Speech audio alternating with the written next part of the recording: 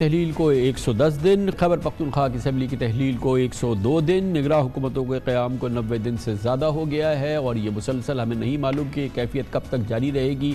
जब आइन में इसकी गुंजाइश नहीं है तो इन दिनों को और इस तमाम माहौल को कैसे अकोमोडेट किया जाएगा। माहिरीन कहते हैं इसके लिए एक आइनी तरमीम की ज़रूरत है और अगर आइनी तरमीम की ज़रूरत है तो लाजिम है कि 2/3 अक्सरियत से, और उसके लिए फिर ये हर सूरत में इस लाजिम है कि PTI को कौमी असम्बली में वापस लाया जाए।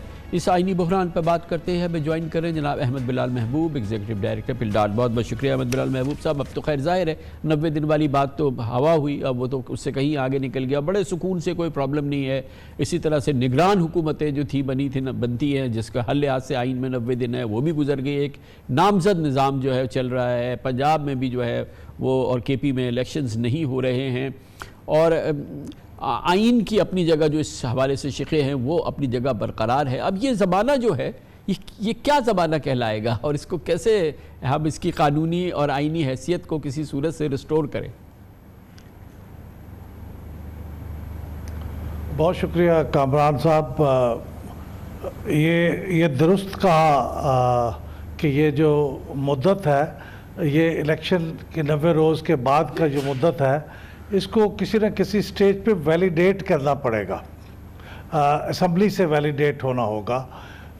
इसके लिए हमें एक मिसाल मिलती है कि जब 2008 के इंतखाबात डिले हो गए थे, कोई तकरीबन 40 दिन या 1.5 माह के करीब, तो फिर ये काफ़ी मुद्दत के बाद जब नई असम्बली आई थी, उसके बाद तो उस असम्बली ने 2010 में 18वीं तरमीम के साथ ही ये 270BB है आर्टिकल, ये पास किया था, जो वैलिडेट करता था उस ताख़ीर को, कि उस ताख़ीर के बावजूद जो इंतखाबात हुए हैं 2008 में वो लीगल तस्वुर किए जाएंगे। तो ये ज़रूरी नहीं है कि ये वैलिडेशन इन एडवांस हो या फौरी तौर पे हो। माजी का जो तजर्बा है वो तो ये बताता है कि बाद में भी हुआ है, लेकिन बहरहाल ये वैलिडेट करना पड़ेगा। कुछ कानूनी माहिरीन ये भी कहते हैं कि आर्टिकल 254 की मौजूदगी में शायद कोई वैलिडेशन की ज़रूरत नहीं है, क्योंकि वो एक इन जनरल ऐसी हर चीज़ को जायज़ करार दे देता है, जो अगर वक्त पे नहीं भी हुई तो महज इस वजह से वो गैर कानूनी नहीं होगी।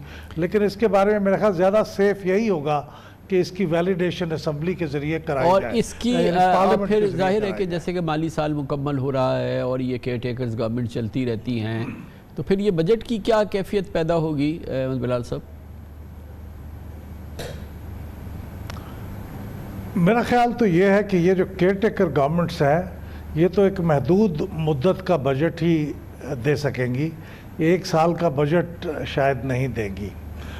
माजी में भी ऐसे कुछ वाक़यात हुए हैं कि कुछ ऐसा पीरियड आ गया था तो वो 3 माह के लिए या 4 माह के लिए बजट उन्होंने दिया। तो मेरे ख्याल में ये केयर टेकर गवर्नमेंट भी ज़्यादा से ज़्यादा 3 या 4 माह के लिए बजट देंगी, और उस वक्त तक शायद इलेक्शन की डेट का मामला तय हो जाएगा, तो उसी हिसाब से मुद्दत का भी तयन होगा कि कितनी देर के लिए होगा। लेकिन ज़ाहिर है बजट देना तो पड़ेगा, क्योंकि मौजूदा बजट है वो 30 जून अच्छा, को इस पीरियड ने एक बात तय कर दी बिलाल साहब कि एक तो पाकिस्तान में आइंदा कोई सूबाई वज़ीर आला और वज़ीर आज़म आइन की जो उसको इस्तेक़ाक़ हासिल है कि वो जब चाहे फ्रेश मैंडेट के लिए पब्लिक के पास जाए, तो वो अब नहीं हो पाएगा, क्योंकि अब हम तय कर रहे हैं कि ये इलेक्शन हमेशा एक साथ होने चाहिए। तो एक वो चीज़ हमने कर दी। फिर एक सैंक्टिटी के 90 दिन में इलेक्शन हो असम्बली के बाद, तो वो भी अब बिल्कुल ही ख़त्म कर दी हमने कि वो भी उसकी ज़रूरत नहीं होगी।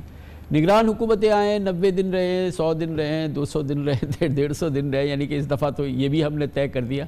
तो काफ़ी इनकलाबी ज़माना हमने यह भी गुजारा है अपने आइन के लिहाज से, और अपने जो उसकी रूह है उसके मुताबिक जो ये वक्त हम कर रहे हैं, जो हम मिसालें साबित कर रहे हैं, जो हम ये इस वक्त नया एक तरह से नया निज़ाम जन्म दे रहे हैं। मेरा ख्याल है कामरान साहब के नई जब पार्लियामेंट वजूद में आएगी, नई कौमी असम्बली जब वजूद में आएगी, तो उसे और सेनेट को मिलके, यानी एक जो आइनी तरमीम का निज़ाम है उसके तहत शायद एक केयर टेकर गवर्नमेंट के निज़ाम के अंदर तब्दीली लानी पड़ेगी, को उसके अंदर तरमीम करनी पड़ेगी।